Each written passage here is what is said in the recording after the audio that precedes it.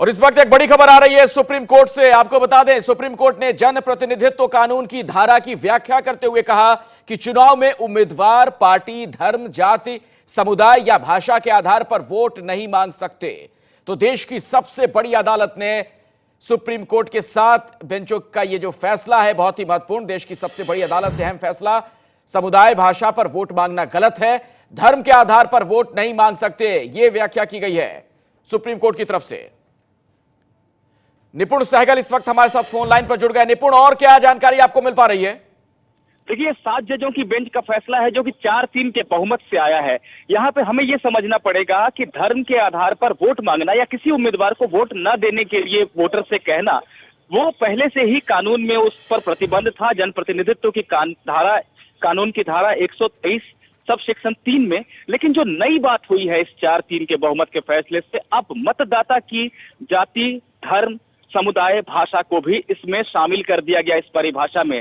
यानी कि अगर कोई धार्मिक नेता भले ही किसी दूसरे धर्म का उम्मीदवार हो, लेकिन अपने धर्म के लोगों को ये बताए कि इसको वोट देना आपके हक में है, चाहे कोई मुस्लिम नेता हो और वो हिंदू उम्मीदवार के पक्ष में भी उसने अपील जारी की है उसकी सहमति से, तो ये भी करप्ट प्रैक्टिस में अब आ जाएगा। क्योंकि अब तक ये एक दायरा था जहां पर यह बताया जाता था कि उम्मीदवार का धर्म कुछ है और वोटर का धर्म कुछ है, लेकिन वोट तो धार्मिक आधार पर मांगा गया। तो ये एक बड़ा फर्क आ गया है अब।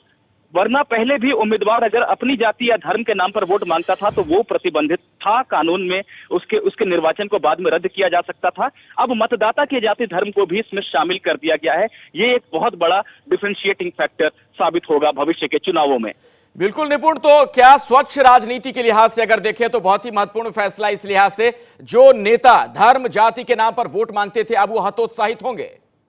जी बिल्कुल हतोत्साहित होंगे। हालांकि यहाँ पर एक लूप होल जरूर बचा रह जाता है, क्योंकि जो कानून है, जिस कानून की व्याख्या की है सुप्रीम कोर्ट के 7 जजों की बेंच ने, जनप्रतिनिधित्व कानून की धारा 123(3), वहां पर यह लिखा है कि अगर उम्मीदवार की सहमति से ऐसा किया गया, तो अगर कोई अपील की गई है या उसके लोगों ने कोई अपील की है, उसकी पार्टी ने कोई अपील की है, तो वहां एक मुकदमा जरूर शुरू होगा, लेकिन वहां पर यह साबित करना होगा कि उसकी सहमति थी या नहीं। तो एक लूप होल है जिसका फायदा अब तक उम्मीदवार उठाते रहे हैं, जहां ये बताते रहे हैं कि हमारी कोई सहमति नहीं थी ऐसी अपील के पीछे।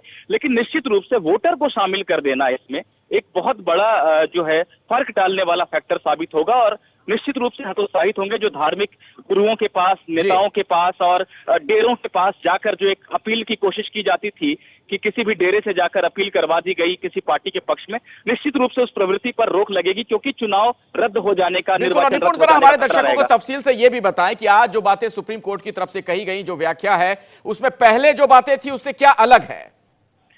देखिए, अब तक जन प्रतिनिधित्व कानून 1951 जो है अमल में था, आज भी है।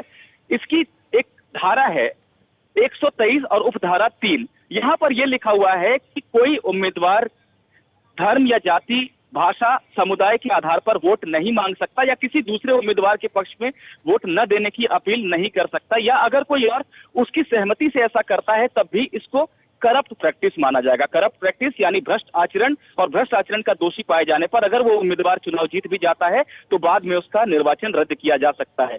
अब फर्क ये आया है कि सिर्फ उम्मीदवार नहीं, मतदाता के जाति, धर्म, भाषा, समुदाय के आधार पर भी उसको गोलबंद करने की कोशिश करना, उसे ये बताना कि तुम्हारा हित फला फला उम्मीदवार के साथ है, भले ही वो उस जाति धर्म से आता हो या ना आता हो। ये एक बहुत बड़ा फैक्टर साबित होगा, क्योंकि अब तक ये देखा गया था कि कोई भी धर्म विशेष के रहनुमा या किसी डेरे से जुड़े नेता अपने लोगों में एक अपील जारी करते थे और उसमें यह दिखाया जाता था कि उम्मीदवार की अब तो वो जाति या धर्म वो नहीं है जिस धर्म के वो लोगों से वोट मांगा जा रहा है, तो ये करप्ट प्रैक्टिस नहीं है।